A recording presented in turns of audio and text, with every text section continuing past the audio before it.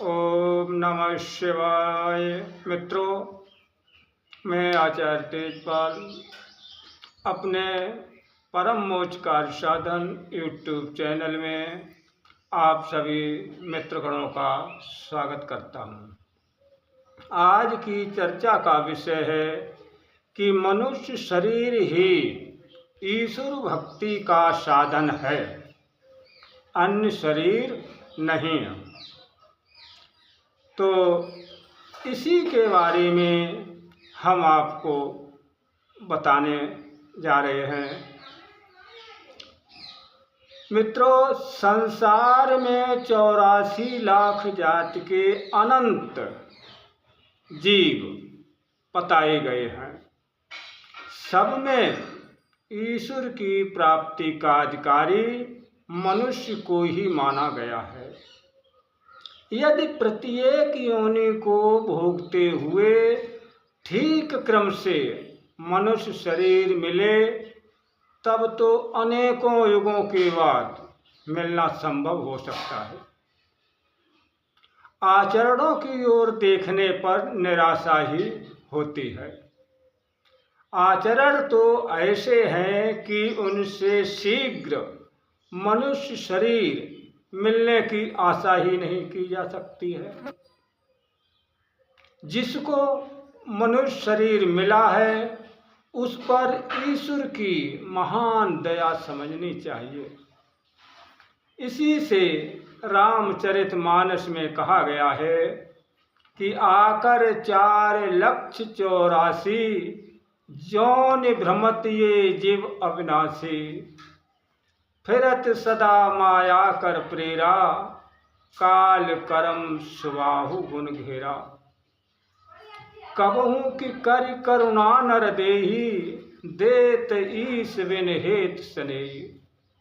अतएव बुद्धिमान पुरुषों को ये समझ रखना चाहिए कि अनंत युगों से भटकते हुए अनंत कोटि जीवों में जो अनंत्यंत ही भाग्यशाली हैं, मुक्ति के अधिकारी समझे जाने वाले योग्य जीव होते हैं, उन्हीं को ईश्वर ये दुर्लभ शक्ति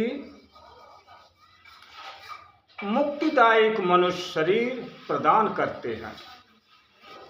चर्चा आगे बढ़ाने से पहले मैं निवेदन करूंगा, यदि आप चैनल पर पहली बार वीडियो देख रहे हैं तो चैनल को सब्सक्राइब जरूर करें, जिससे हमें भी प्रेरणा मिलती है कि हमारे मित्रगण हमारे द्वारा दी गई जानकारी को बड़ी लगन और निष्ठा भाव से देखते हैं, तो हमें खुशी होती है, हमारा मनोबल बढ़ता है, जिससे हम अच्छी से अच्छी ज्ञानवर्धक जानकारी आप लोगों के समक्ष प्रस्तुत करता रहता हूँ। तो मित्रों, जब मनुष्य का शरीर मिल गया है, तब ये समझ लेना चाहिए कि सामान्य भाव से हम मुक्ति के अधिकारी हो गए हैं।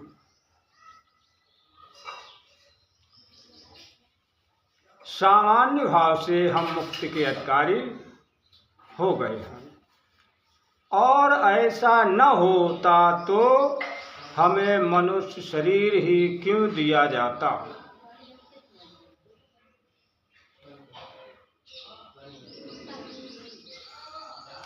दयामय की अपार दया है जिसने हमें मुक्ति का अधिकारी बनाया है। इस अधिकार को पाकर यदि हम दयामय की दया की अवहेलना करें, अपने समय को व्यर्थ भोग प्रमाद पाप और आलस्य में बिताएं, तो उसे मूर्खता के अतिरिक्त और क्या कहा जाएगा। आहार, निद्रा, मैथुनाद सभी योनियों में प्राप्त होते रहते हैं।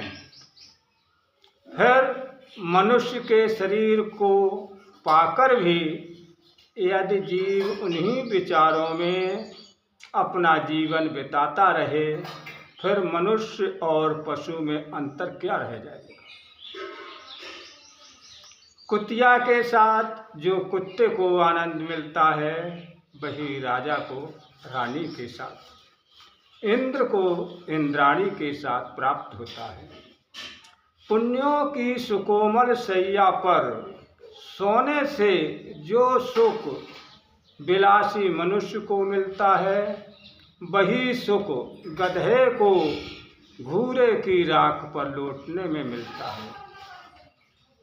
नाना प्रकार के मेवा मिष्ठान खाने से मनुष्य को जो आनंद मिलता है, ईश्वर की दया के फलस्वरूप दुर्लभ मनुष्य शरीर को और ऐसी मानवीय बुद्धि पाकर भी हम पशु पक्षियों की भांति आहार विहार मैथुनाद को ही सर्वोत्तम सुख समझकर इन्हीं में अपना समय बितावें, तो वास्तव में हमारा दर्जा इन पशुओं से भी बहुत नीचा हो जाता है, क्योंकि उन बेचारों में तो बुद्धि ही नहीं है।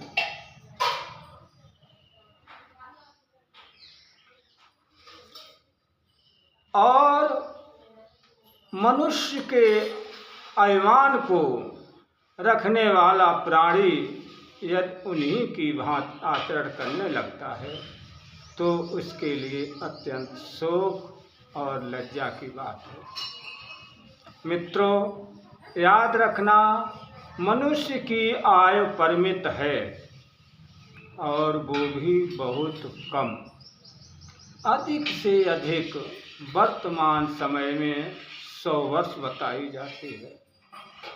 इसमें से कितना अंश लड़कपन में बीत जाता है, कुछ हिस्सा सांसारिक कार्यों में, विघ्न बाधाओं में, कुसंगत में बीत जाता है। कहते हैं कि बुढ़ापे पर भजन कर लूँगा, बुढ़ापे पर भजन बनता नहीं, क्योंकि शरीर काम नहीं करता है, बीमारियां घेर लेती हैं। अतः हे मित्रों, अभी बहुत अच्छा मौका है, क्योंकि इस घनघोर कलयुग में निष्काम भाव से किया हुआ थोड़ा भी भगवान का भजन रूप साधन बड़ा ही कल्याणकारी माना गया। इस पर ईश्वर की दया का तो पार ही नहीं है। इतने पर भी यदि हम उसकी प्रेम दया प्रभाव रहस्य को न समझकर उनका भजन नहीं करते, तैयार नहीं होते, तो कर्म और काल को दोष देने से क्या फायदा। अतः उठो, सावधान हो और ऋषियों संतों के बतलाए हुए अपने परम ध्येय की सिद्धि का प्रयत्न करो। अपने को पहचानो, मैं कौन हूँ, क्या हूँ, क्यों आया हूँ और क्या कर रहा हूँ। आज का बस इतना ही।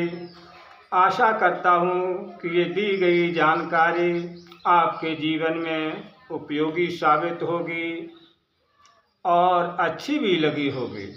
यदि ऐसा है तो वीडियो लाइक करें व अधिक से अधिक अपने मित्रों में व परिचितों में शेयर करें, जिससे इस ज्ञान का लाभ वो भी प्राप्त कर सकें।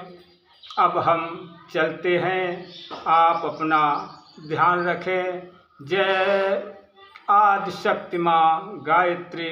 ओम नमः शिवाय।